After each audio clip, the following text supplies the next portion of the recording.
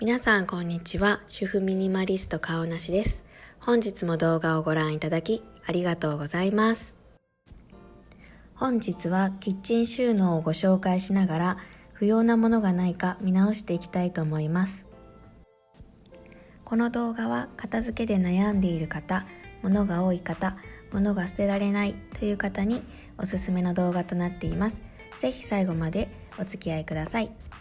我が家のキッチンはこのようになっておりまして、注文住宅なので扉の色などいろいろ選べたんですけれども、シンプルな白にしました。家を建てた時にはミニマリズムとか知らずにマキシマリストだったのですが、今となっては白にして本当に良かったなと思っています。白は汚れが目立つんですけれども、すっきり感というか清潔感がありますよね。キッチンの上にはなるべく物を置かないようにしています。今はアルコールスプレーと水切り、スポンジ、洗剤、ハンドソープ、たわしを置いています。一時期はスポンジ置きも水切りも外していたのですが、その当時は物が多かったので手入れができなくて外していたんですけれども、物を減らしてまな板も収納するようにしたら軽くなって手入れがしやすくなったので、また置くようにしました。私は片付けは好きなのですが、掃除は苦手です。こんまりさんこと近藤まりえ先生が片付けと掃除は全く別物と著書で言われていて、初めて片付けと掃除って別なんだっていう概念ができました。片付けは対物で、掃除は対汚れらしいです。私は物に思考が行きがちで、汚れは目をつぶれてしまう性格みたいです。そういうところも直していきたいと思っています。話が長くなってすいません。では IH 下の収納を紹介しながら改善した方がいいところがないか見ていきたいと思います。まず一番端の引き出しにはキッチンペーパーが入っています。以前はロールタイプのものを使っていたんですが、このタイプの方が片手でパパッと取れて収納できるので、ホコリなども気にしなくていいので好んで使っています。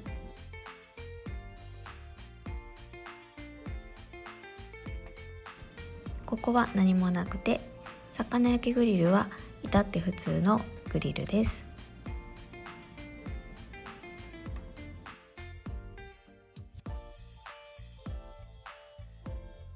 こちらの収納は無印良品のファイルボックスと無印良品のキッチンツールスタンドを使っています。オーブンレンジの天板、無印良品のトレー大小、朝日系金属の圧力鍋、フライパンの蓋、圧力鍋の蓋です。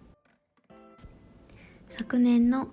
10月ぐらいに炊飯器を手放してお米は圧力鍋で炊いています。圧力鍋はとにかく調理が早くて簡単なので我が家の必需品です。ティファールの卵焼き器は夫のお弁当用です。以前はフライパンで卵焼きを作っていたのですが、毎日のことなので作りやすい方がストレスがないのでこちらを使っています。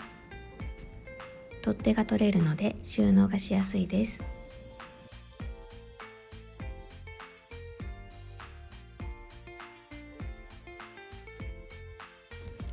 無印良品のミルクパンは3層鍋で熱伝導が良く、少しのお湯を沸かす時などに重宝しています。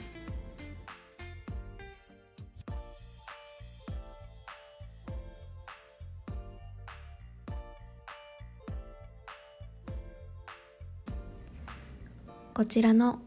重ねて色鍋は取っ手の取れるティファールのもので、フライパン27センチと25センチ、お鍋22センチと17センチです。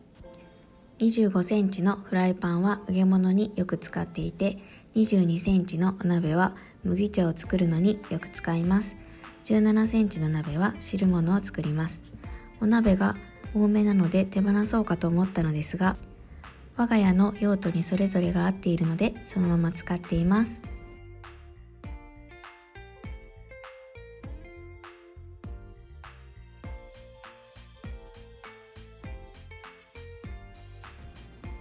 こちらは水切りマットと鍋敷きと鍋つかみが入っています。水切りマットは水切りを使っていない時に使っていたのですが、最近使っていないので手放そうと思います。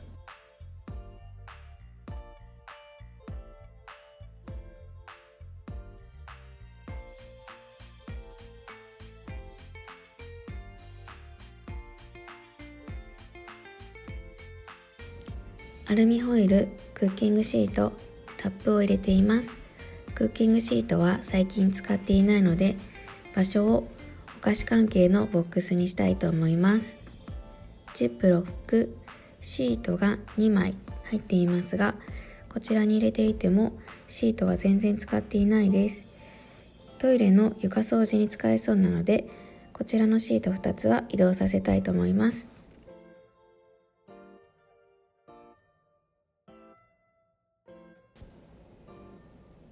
ビニール袋と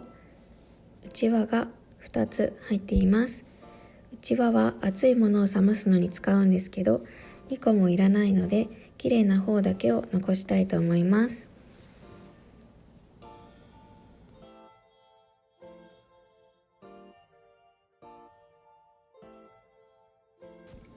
次にキッチンツールは出してご紹介します。無印良品のお玉とフライ返しはもう10年以上使っていますけど、とても丈夫だし使い勝手が良いです。今は形状が変わっているかと思いますが、おすすめです。一時期は出しっぱなしにしていたのですが、ほこりが気になるのと掃除がしにくいのでしまうようにしています。キッチンツールは複数持たず一つずつ持つようにしています。以前は100均などカラフルなものも持っていたのですが、今はステンレスや黒など統一感を出すようにしています。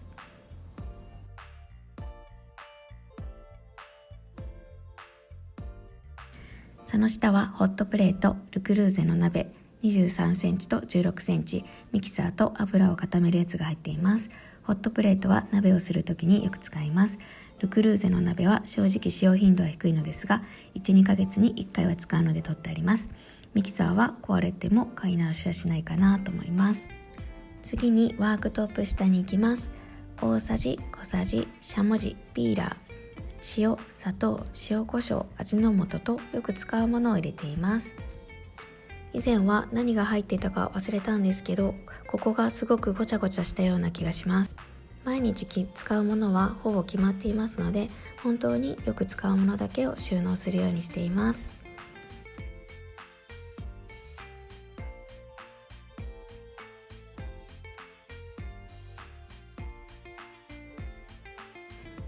その下は調味料が入っています。醤油、酢、みりん、油、ごま油、白だしです。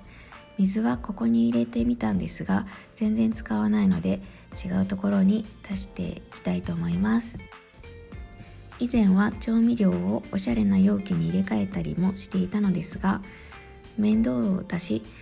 保存容器の手入れもしなきゃいけないとなると大変だし、お金もかかるのでやめました。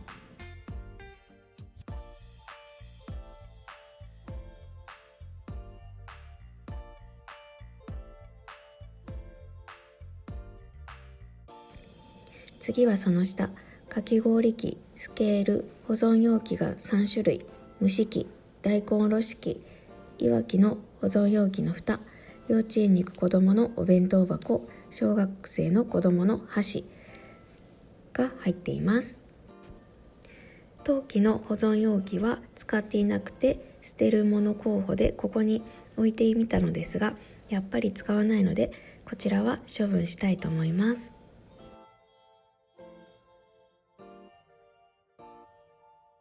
次はシンク下収納です。こちらは無印良品のメイクボックスによく似たダイソーのボックスを使って取り出しやすくしています。キッチンハイダー、クレンザー、こちらのスプレーボトルはちょっと何が入っているかわからないので確認します。食洗機用洗剤、アルコールスプレーの詰め替え、キッチンハイターです。その隣がウェットティッシュ、クエン酸、食器用洗剤、アルコールスプレーです。ちょっと取り出しにくいなと思うので改善したいですね。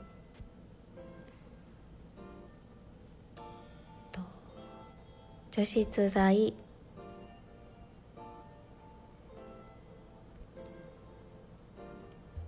水筒の紐、水筒の紐は、水筒5本分のものが入っています。こちらはメラニンスポンジ、水筒の蓋が入っています。水筒の蓋は乾燥させたいのですぐにつけて収納せずに、バラバラで収納するようにしています。水筒は子供の分が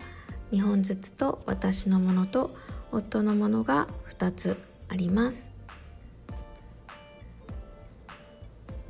こちらの水筒、赤は夫のもので、これはタマロクリーナーですね。これは無印良品のものですが、夏にアクエリアスの粉で、よくアクエリアスを作るので、その時に使っています。こちらの水筒とその無印良品のポットは夏に使うものなので、先ほどのかき氷機と一緒に別のところにしまいたいと思います。ちょっとこの辺を整えていきます。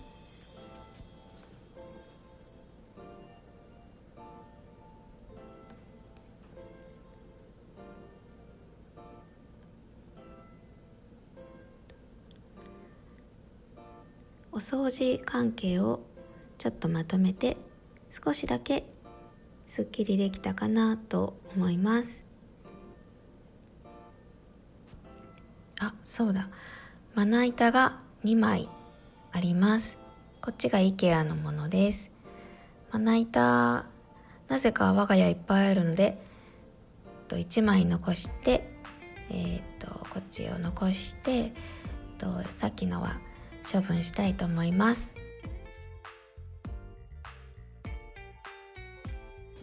その下の収納は、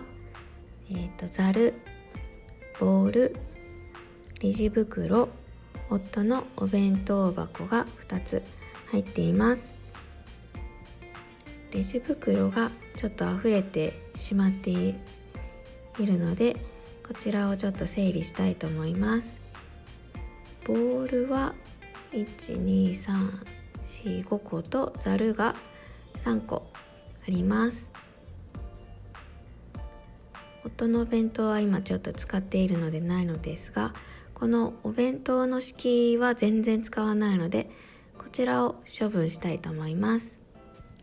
レジ袋が入っているカゴを一旦出して、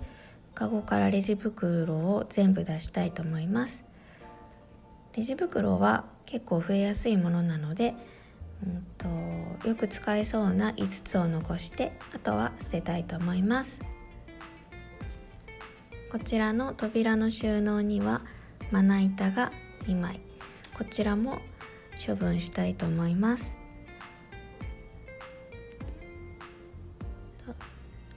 包丁が大と小が1本ずつ、スライサーが1枚、こちらは無印良品のスポンジを挟むやつと、上5、計量カップ、マッシャー、これは100均の泡立て器と、あちらはシリコンのハケです。さっきのまな板が100均のなんですけど、ちょこちょこ切るのに便利でずっと使っていたのですが、家にまな板は4つもいらないですし、手放して困ったら100均でいつでも買えるので、一度手放したいと思います。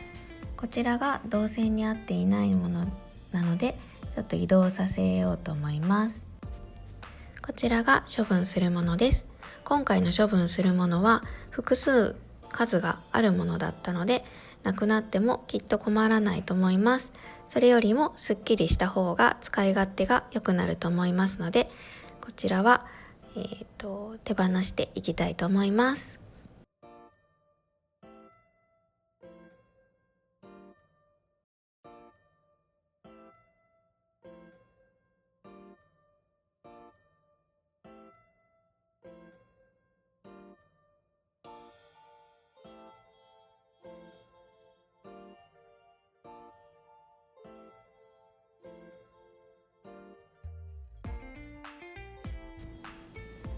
よくキッチン道具を上に置いていないのを見た方から、道具をいちいち直すのが面倒じゃないですかって言われることがあるんですけど、出しっぱなしの収納ですとすっきり見えないっていうのと、ほこりが気になりますよね。あと一番は何もないと本当に掃除が楽ですし、広く使えるので作業がしやすいです。今回処分したものは複数同じ用途のものがあるものでした。特にまな板なんかは4枚あったんですけど、今までは一つ、例えばお肉を切っていて、今度は野菜を切りたいとかいう時に、もう1枚出してとかしたり、リンゴとか、キウイとかちょっとしたものを切りたいっていう時にハートのなんか小さいまな板を出してみたりとかしてたんですけど、結局今この瞬間どれを使おうかなと迷いが生じたりとか、結局洗い物が溜まって後々大変になったりとか、